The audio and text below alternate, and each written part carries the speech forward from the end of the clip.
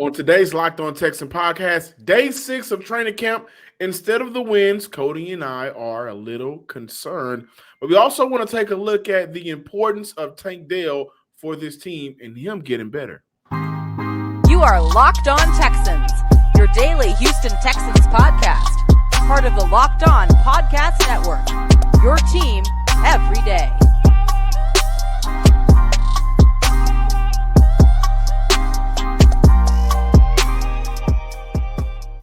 Welcome in, everybody, to a Wednesday episode of the Locked On Texan podcast, a part of the Locked On Podcast Network, your team every day. Shout out to all of our new listeners and subscribers. If you have not subscribed as of yet, make sure you subscribe, like, and comment to the Locked On Texan podcast on YouTube and wherever you listen to your podcasts, including Apple Podcasts and Spotify. I am your Texans football analyst, John "Some Sports Guy" Hickman. And, of course, I'm joined by none other than Sports Illustrated's own and Texans credential media member, Cody Davis, here to talk about some of the takeaways from camp that may not have been talked about or discussed as of yet. I love the conversation that we're going to have around Tank Dell and his importance, because he is a guy that Houston traded up to go get. They took a big gamble.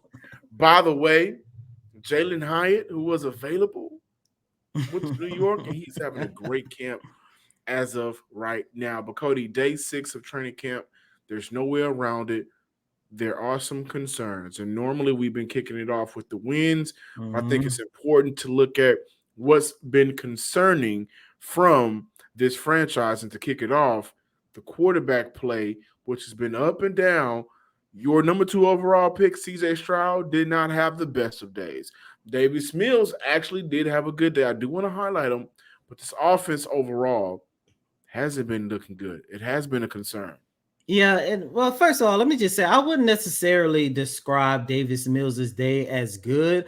I would say that was average at best, because he did go out there and make some plays. Of course, the biggest play of training camp came when he connected with Nico Collins, which was a pass attempt that was at least 30 yards, I believe. I was standing right there when it happened. That was really good. Doing team situations and 11-on-11 drills. He was the only quarterback that the Houston Texans had who actually went out there and made this offense look somewhat relevant. However, there are some concerns. And over the last couple of days, every time we talk about the offense, every time we talk about the concerns, it's been at quarterback. However, John, listeners and viewers, day 6, the quarterbacks didn't have that much of a good day, but majority of their struggles literally was not their fault, because during 11-on-11 drills, there was at least 3 or 4 passes that the wide receivers dropped. And it wasn't on the quarterback's fault. It wasn't because of CJ Stroud. It wasn't because of Davis Mills. It wasn't because of Case Keenum. They was literally just dropping the pass. And look, I have been really big on Nico Collins ever since the Houston Texans drafted him. But there was a play during 11-on-11 where Davis Mills had targeted him and Nico just slipped. He just fell. Of course, that ended up being an incompletion for Davis Mills. And to be honest with you guys, I don't even know what was going on with that offense, because the issues that we saw during day 6 of training camp wasn't just for the wide receivers. It was everybody in general. They had at least 2 false start penalties, and during team situationals, the only time when the Houston Texans actually marched the ball down the field, I believe this one took place on 2nd and 5th.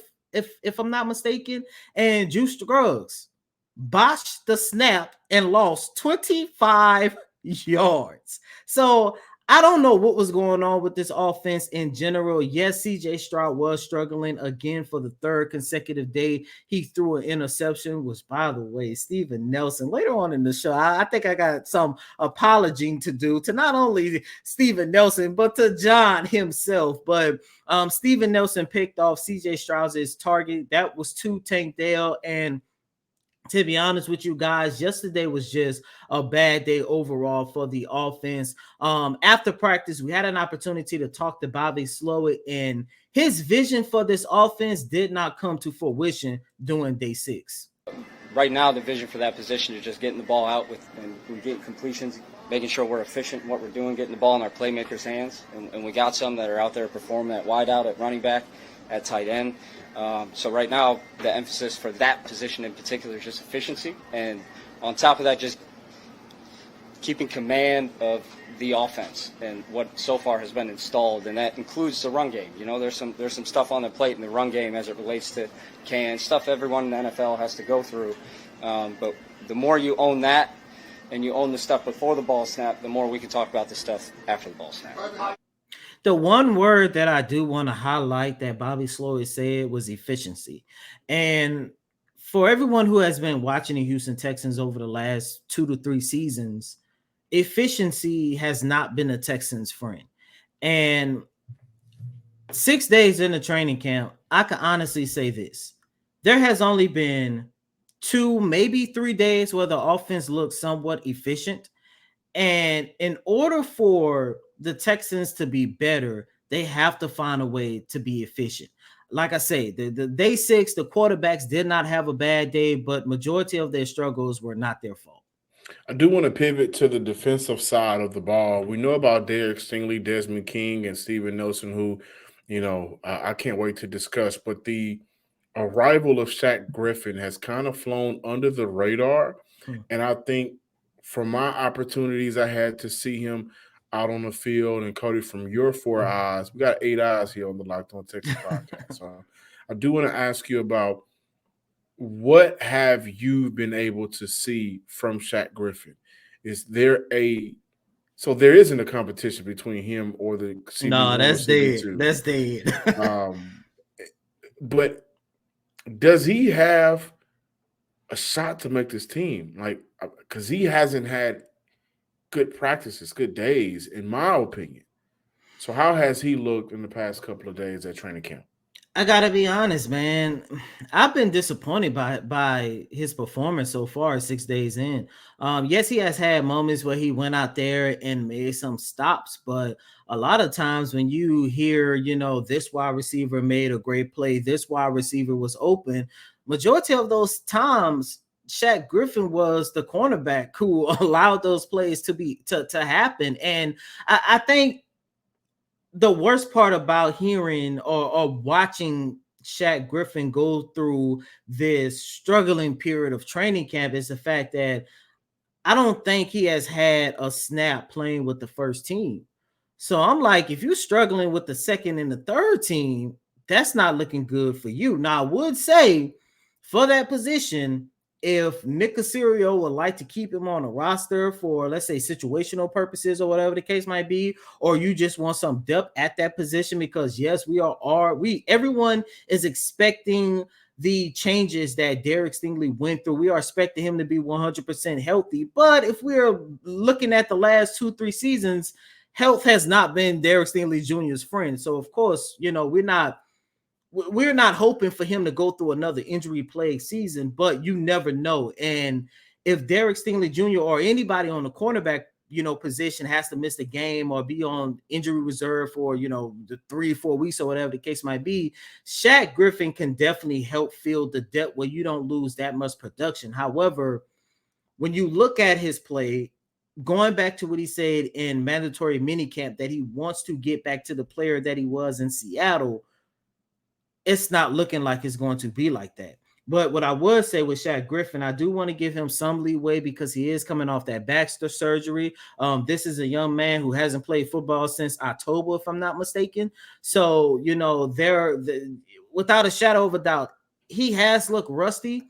But for this competition battle at cornerback, John, like you mentioned, the competition battle between him and Steven Nelson, that's definitely out the window. But now I'm looking at it from a standpoint, is he a cornerback that you can actually keep on this roster just for depth? Yeah, as of right now, guys, I got to give the edge to Tavierre Thomas, who plays some good football for Houston. And that's not surprising. That's not surprising at all. And I also like what I've been seeing out of what's my guy out there? Darius Phillips has had some good moments. He actually had an interception during training camp too. Yeah, not like blow you away moments, but Darius Phillips has had some good moments for the Houston Texans, and he's also a guy that has 4 interceptions in a season before back in 2019 with the Cincinnati Bengals. So he is a guy that has some experience. Right now, I think it's about who's going to be a CB3, CB4, and for Shaq Griffin, man, you just got to come on with it, guys. So to be completely honest with you, there's an uphill battle against other players, like I said, Darius Phillips, Tavier Thomas, where it's just kind of like he's on the outside of that battle right now. And so I'm anticipating just to see him continue to fight. Preseason is next Thursday. By the way, we got football this Thursday, tomorrow, right? I'm excited. I'm gonna give me some wings. But he gotta keep playing some ball, get some good reps in, and make plays, and that's something that he hasn't been able to do as of right now. Take your first swing at betting MLB on FanDuel and get 10 times your first bet amount in bonus bets up to $200. That's right, just $20. All you gotta do is put down $20, and you'll land $200 in bonus bets, win or lose. That's $200 you can spend betting everything from the money line to the over-under to who you think is going to get the first home run of the night. All on an app that's safe, secure, and easy to use. Plus, when you win, you get paid instantly. There's no better place to bet on MLB than FanDuel, America's #1 sportsbook. He's extremely fun to coach. That would be the first thing I have about Tank is he's a joy to coach. He's always listening. He's intentful. He wants to work. I think I mentioned in the off season just how hungry he is, how much he prepares, and he knows how much he has to prepare. Just how different this was in college, and he goes out and things you talk about. He puts on tape, and he does, and he's an elite separator, and it shows up. Welcome back in, ladies and gentlemen, to this Wednesday installment of Locked On Texans. And what you guys just heard was Bobby Slowick, offensive coordinator, talking about how great it's been coaching and getting to know rookie wide receiver Tank Dell. And while I was standing on the sideline Tuesday looking at the wide receiving core, kind of let the quarterback group down in a way, I couldn't help but to start wondering how much these 3 rookie wide receivers is going to be important for the Texans for this upcoming season. And I'm talking about Tank Dell, John Mechie, and Xavier Hutchinson, because the one thing that I've started to notice outside of Nico Collins and Noah Brown, which Noah Brown, I think his best day came during day 2 of training camp. But outside of those 2 wide receivers, every time we talked about a wide out making a play, we are either talking about Mechie, Dale, or Hutchinson, especially Hutchinson, who has had a phenomenal practice over the last 3 days. And so over the next 3 days, I do want to look at how these young rookies can actually help this Houston Texans wide receiving core and help the offense. And today I do want to start with Tank Dell. John, we just had this conversation a couple weeks ago. Tank Dell, he is a promising wideout. The potential is there. Everybody who watched him at University of Houston know how much he can help an offense. This is a young man who recorded over 4,000 yards over the last 2 seasons at the University of Houston. Really productive. Yes, his size is somewhat of an issue for everybody, including myself. But the one thing about Tank, once he gets into that open space, whether he's coming off a screen, sitting in a zone, or whatever the case might be, he is dangerous. However, the start of training camp also showcased that if he doesn't have that opportunity to create space, and if the defensive back has an opportunity to get their hands on him, he's basically non-existent. Of course, the one play everyone likes to go to is how Steven Nelson had locked him up doing one-on-one drills. I believe that was Sunday, because you was out there as well, right? And I also want to go back to, I believe that was day 2 of training camp when Shaq Griffin did the same thing. If you get physical with Tank, he's non-existent. However, the one thing that I love about Tank, 6 days into training camp, he is already doing self-evaluations on what he needs to improve on. And on yesterday, I had an opportunity to ask him, what are some of them things you need to improve on? And just take a listen to what he had to say. Me being me, I'm going to say everything. I can get better at everything.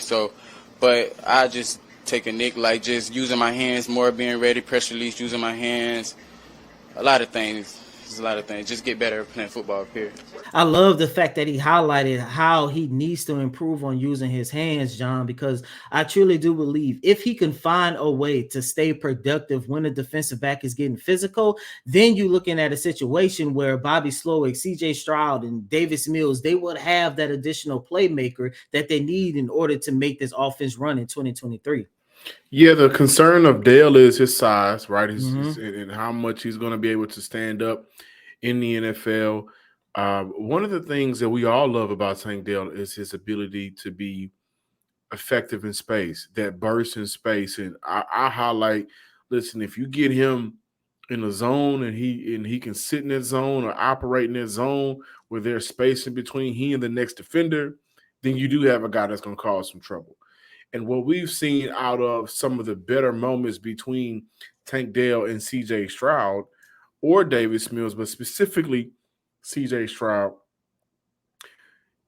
you like the accuracy from CJ Stroud. You actually love that about his game as a quarterback, something that has been lacking in Houston the past 2 seasons. And you like Tank Dell's ability, though he's not 6 foot whatever or 195, 205.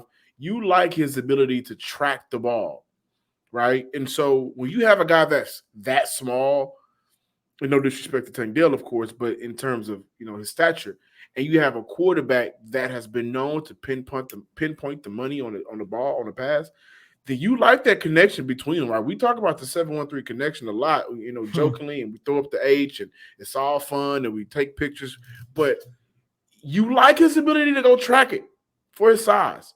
You don't like his ability to go climb it, right? So if the ball is, heading out of bounds, I love his footwork. I love he can go kill a sideline, make the play as he's stepping out. Or what we've seen from Tank Dell before at the collegiate level and on Sunday, I believe, he can tread that thin line on the sideline and turn up real fast and go the opposite way. You love his burst, but he's right. You love everything he can do with a free release. You love him motioning around, right? The play that, by the way, CJ did miss a touchdown, I think to 41. I think that's Jesse Matthews, where Tank Dell, I want to say, ran a post corner or out route. I can't remember the route. This was Sunday or this was Friday? On Sunday. Sunday. And Tank made a very good play on the ball, right? You notice how he got open? Motion. When he ran his route, the 2 defenders got confused on who to cover. And that allowed him just a moment to run his route freely. You want Tank Dell to get in that operation room and with some of the other receivers, which is why Robert Woods being in Houston is so good, because he's a guy that's been a motion slot receiver or having to line up outside, using his hands and how to beat a press release. Because regardless of who you are, Will Swilker had to fight it. Julian Edelman had to fight it. Tyreek Hill has to fight it. And he's one of the best receivers in the league. You love that he's acknowledging just getting better at his hands, using his hands at the line of scrimmage. That's going to help him out a lot. But no doubt about it. Do I expect a huge rookie year from Tank Dell? Absolutely not.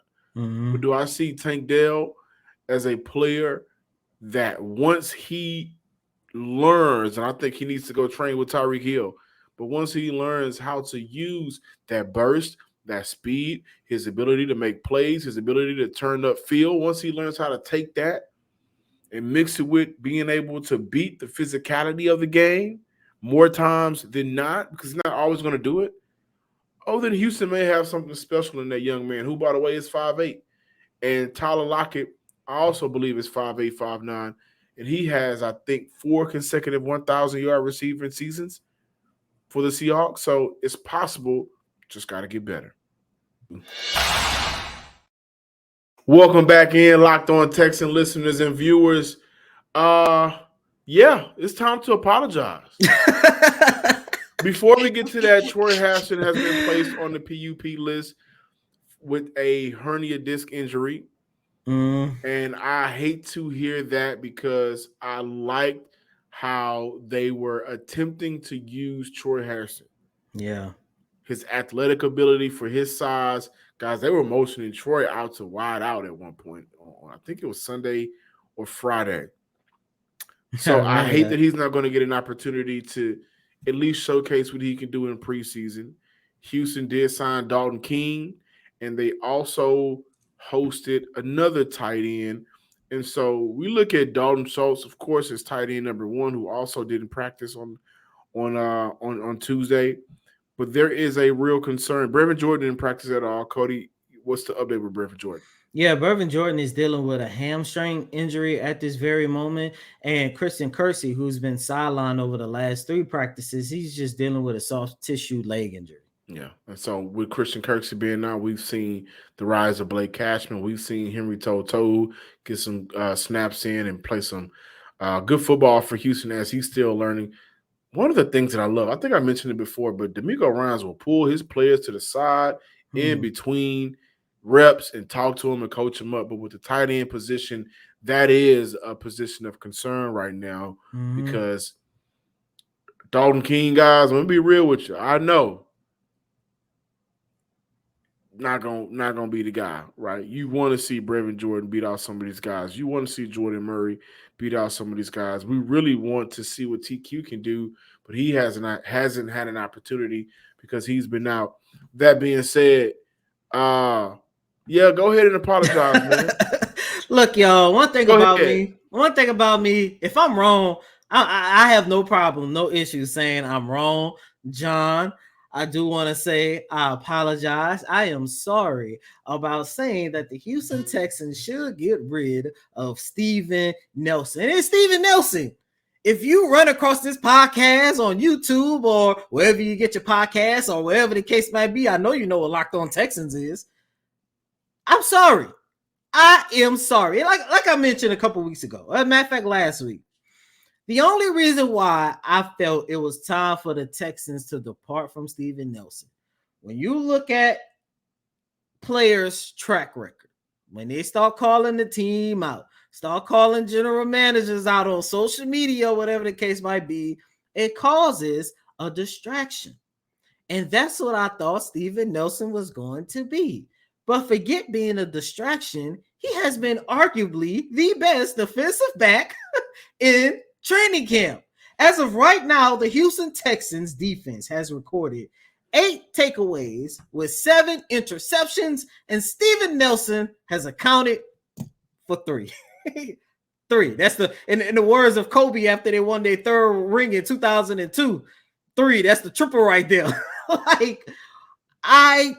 Steven Nelson has looked really good because if he's not getting the interception, he's making plays on the ball. And if he's not making plays on the ball, he's talking to his young defensive back. I've seen him talk to Jalen Petre. I've seen him talk to Derek Stingley Jr. on several occasions. And then every time he steps on the field, he raises the intensity because he's out there talking. Like, Steven Nelson has looked so good throughout training camp, man. I'm sorry. But what I will say, John, I always said he needs to get his money because last year, based off last year alone, look at the numbers, look at the films, look at the health. He was this team's best defensive back. And I wouldn't be surprised if he repeat that narrative in 2023. I don't know, man. All I know is Houston had him on a 2-year contract. And you said it. Steven Nelson has been playing extremely well in every phase of the game. I mean every phase in the conversation around moving him on again, unless the package was just something that Houston couldn't pass up. Brother, I got you under contract, and this is a business.